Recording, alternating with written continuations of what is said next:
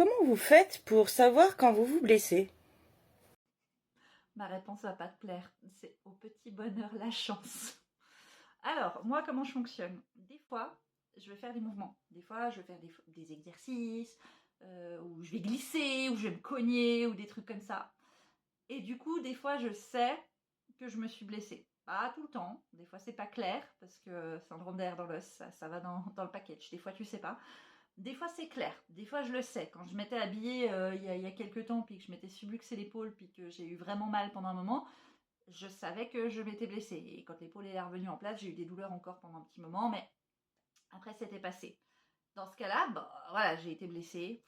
C'est fun. Je traite comme si j'ai été blessée. Parce que je sais que j'ai été blessée. J'ai entendu un crack, ça m'a dérangé, ça m'a fait mal. Voilà. Des fois, il y a des trucs où j'ai mal. J'ai dit, putain, c'est rigolo. Tu as l'impression, ça te rappelle cette douleur de quand cette fois tu t'es blessé là. Mais il n'y a rien eu à ta connaissance. Il n'y a pas eu de crack, il n'y a pas eu de blessure, il n'y a, pas eu, y a rien, tu n'arrives pas à remettre les choses en place. Ce que j'ai découvert après coup, c'est que j'ai tendance à me subluxer les trucs en dormant. Donc évidemment, si je dors, je ne me rends pas compte de ce qui se passe parce que je dors. Donc dans ces cas-là, quand j'ai ces impressions de ça ressemble à une blessure, mais que je suis pas sûre que c'est une blessure, je vais traiter comme s'il y a une blessure. Avec le temps, j'ai du matos en termes de bandage, en termes de vêtements compressifs, du froid, du chaud, des trucs comme ça. Je fais un petit peu tout ce qui me semble pouvoir être utile. J'essaie d'éviter l'immobilisation complète. Si j'immobilise complètement, je vais faire ça peut-être pendant un jour, puis après je vois si ça va mieux ou pas. Et je me dis de toute façon, au pire, dans 2 semaines, t'as kiné. Quand t'as kiné, si t'as toujours mal, tu regardes avec lui pour essayer de mobiliser tout ça et que lui, il essaye de t'expliquer anatomiquement où tu as mal parce que t'es glandu. Tu arriveras à dire j'ai mal au bras. Un bras, c'est long. Donc j'ai besoin d'aide et tout ça. Et du coup, en me faisant faire certains mouvements, il arrive à préciser les douleurs, il arrive à expliquer quel type de douleur c'est. Et des fois, il peut proposer des exercices pour aider. Et des fois, il va dire bon, peut-être que là, en ce moment, laisse au repos, voire va contrôler. Je vais jamais contrôler. Il y a l'autre cas de figure où des fois je me blesse et j'ai pas percuté. Il y a eu récemment, je crois que toi tu as suivi un peu l'affaire, mais j'ai eu un événement avec mon chat où en gros j'ai été attaquée. C'est un amour, ne lui en voulez pas, je ne lui en veux pas, je l'aime plus que ma vie. Bref, il y a eu cet événement-là, et du coup j'ai été bien blessée. Et sur le moment, j'ai pas senti trop grand chose, j'ai eu un peu peur, voilà, j'étais avec l'adrénaline, tout ça. Et j'ai glissé à ce moment-là, parce qu'il y avait un liquide par terre. Je ne vais pas rentrer plus dans les détails. Il y avait un liquide par terre, j'ai glissé sur le liquide. Et je me suis rattrapée, je me suis dit, ah, ce serait quand même vachement con que tu t'énuques en tombant là, voilà, bon bref, voilà.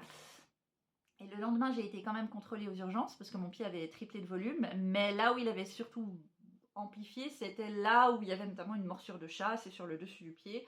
Là, on est à 2 semaines après l'événement, le pied est toujours enflé et c'est particulièrement à ce truc-là. Donc c'était surtout ça que je voulais faire vérifier. Bref, c'est eux qui m'ont appris que j'avais fait une entorse en fait. Que probablement quand j'ai glissé, je m'étais fait une entorse. Je ne l'ai pas percuté. Et en fait, en vrai, quand je marchais par la suite, j'ai regardé ma cheville. J'ai vu ma cheville, elle était déformée. Effectivement, il y avait une grosse boule sur le côté. Et ben, poser mon pied et marcher, c'était pas ma cheville qui me faisait mal. C'était vraiment le pied, sous le pied où il y avait des blessures et surtout le dessus du pied où non seulement il y avait des blessures et c'était enflé.